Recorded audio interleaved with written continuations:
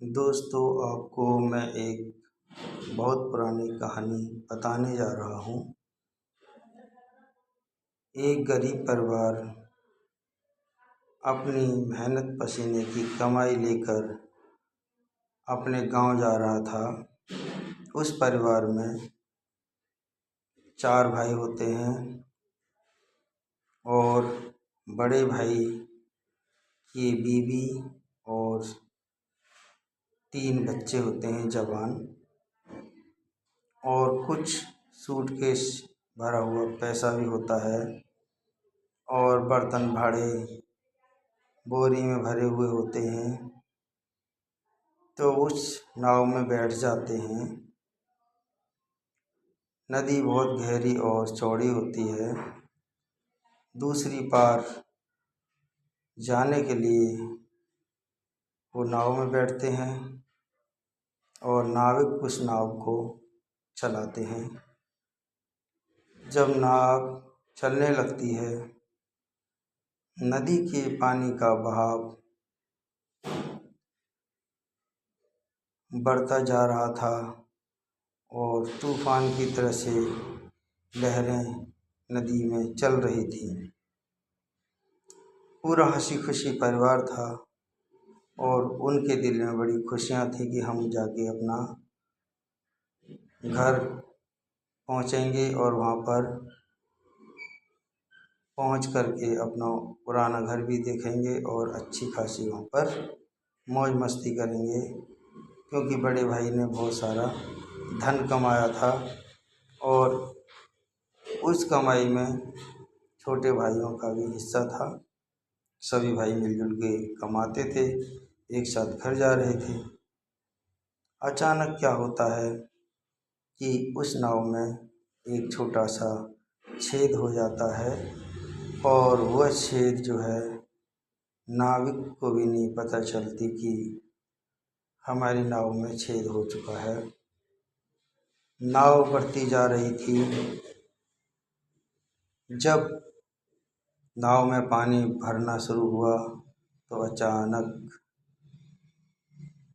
हड़कंप मच गया और नाविक भी सोचने पर मजबूर हो गया कि अब क्या किया जाए, क्योंकि हमारी नाव काफ़ी उस किनारे से भी आगे आ चुकी है और दूसरा किनारा पकड़ने के लिए हमको अभी काफ़ी समय की ज़रूरत है। सभी परेशानी में थे और पानी धीरे धीरे बढ़ता ही जा रहा था नाव के अंदर। नाविक बोला, क्या भाई, हम सब बच जाएंगे, पर एक काम करना होगा कि आपका जितना सामान है, इस सामान को आप इस नदी में ही डाल दो, ताकि नाव का वजन जो है हल्का हो जाएगा और नाव हमारे ऊपर उठ जाएगी और मुझे नाव को आगे बढ़ाने में आसानी होगी। भाइयों ने सलाह करी और बोले कि चलो ठीक है। उन्होंने अपने बोरी बिस्तर बर्तन भाड़े जितने भी थे सब नदी में फेंक दिए। उसके बाद नाव आगे बढ़ने लगी। जब नाव बीच में आ चुकी थी तब नाव में पानी भरता ही जा रहा था। अब नाविक बोला कि भाई, बड़ी परेशानी है, नाव आगे नहीं बढ़ रही है, नाव में पानी काफ़ी भर गया है। ऐसा करो, अब इस नाव को और हल्की करो, तभी नाव आगे बढ़ेगी। बड़े भाई ने सब भाइयों का मशवरा लिया कि भाई क्या करें, अब हमारे पास बक्सा है जो धन से भरा हुआ है, क्या करें, इसको ही फेंक दें क्या।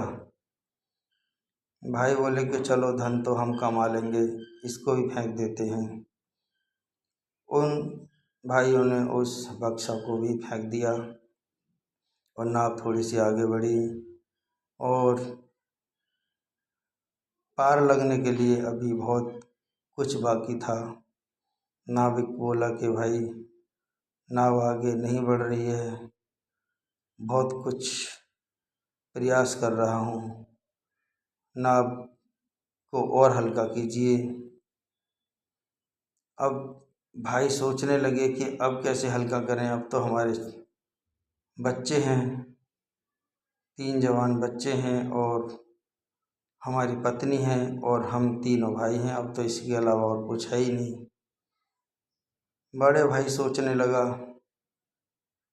कि मैं अपने बच्चों को ही फेंक देता हूँ नदी के अंदर, तो शायद हम पार लग जाएं।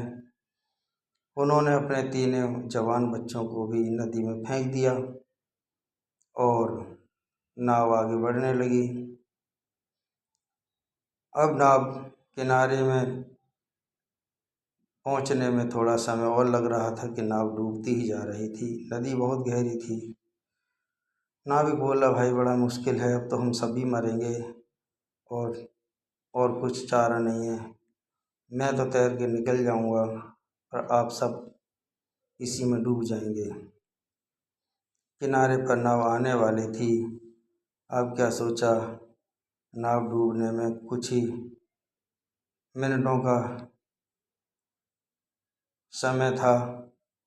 बड़े भाई ने अपनी पत्नी को भी उसी नदी में फेंक दिया। सारे भाई रोने लगे कि भाई आपने ये क्या किया, आपने तो सब कुछ इस नदी को ही अर्पण कर दिया, अब हम भाई बचे हैं। नाविक बोला कि भाई किनारा आ चुका है और आप जल्दी से उतर जाइए। नाविक ने आनन फानन में सभी भाइयों को किनारे लगाया और सभी भाई आपस में मातम के साथ रोने लगे और बड़े भाई से बोलने लगे, भाई तुमने बहुत बुरा किया, आपने भाभी को भी नदी में फेंक दिया, अपने सारे बच्चों को फेंक दिया और सारी दौलत को फेंक दिया और जितना भी सामान था सब कुछ फेंक दिया। भाई तुमने ये बहुत बुरा किया। भाई का जवाब था कि भाई जो मेरे दिमाग में आया मैंने वो किया, क्योंकि मैं अभी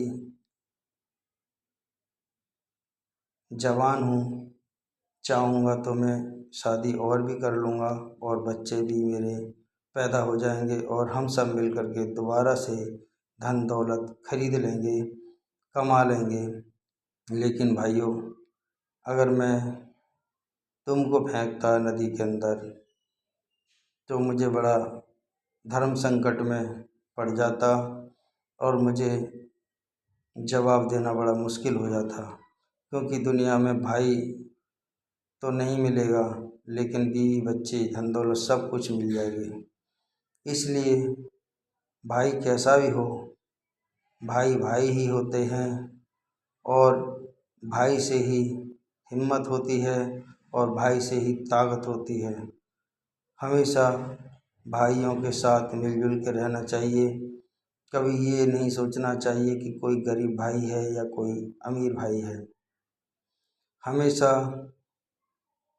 ये याद रखना चाहिए कि भाई दुनिया में एक बार ही मिलते हैं और नहीं मिलते हैं।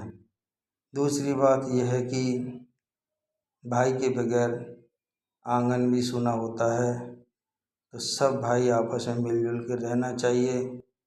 धन दौलत किसी पर कम होती है, किसी पर ज़्यादा होती है और सभी को दौलत छोड़ कर के ही जाना होता है, लेकिन समय से पहले अगर भाई छोड़ के चला जाए तो बड़ा बुरा लगता है। इसीलिए इस कहानी से यही सीख मिलती है कि हमेशा भाई कैसा भी हो, भाई जैसा भी जो कर रहा है वो अपने लिए कर रहा है, अपने कर्म कमा रहा है, लेकिन आप हमेशा भाइयों के साथ हमदर्दी बना के रखें और भाई भाई ही होते हैं। और कुछ नहीं कहना चाहता, क्योंकि ये कहानी बहुत सोचने वाले को गंभीरता से सोची जाए तो धन दौलत के आगे भाई की जो वैल्यू है वो बहुत कुछ अहमियत रखती है। भाई के आगे धन दौलत ज़मीन जायदाद कुछ नहीं है। इसलिए हमेशा भाइयों का साथ दें और भाइयों से प्रेम करें। कोई भाई गलत है अपने लिए है, सही है अपने लिए है, लेकिन हमेशा भाइयों के साथ ही रहने में जो मज़ा है, परिवार के साथ रहने में जो मज़ा है, शायद किसी के साथ रहने में नहीं है, क्योंकि अपने तो अपने ही होते हैं। नमस्कार सभी के लिए। ये कहानी मैंने आपको सुनाई, कैसी लगी आप कमेंट करके बताइए। जय हिंद, जय भारत।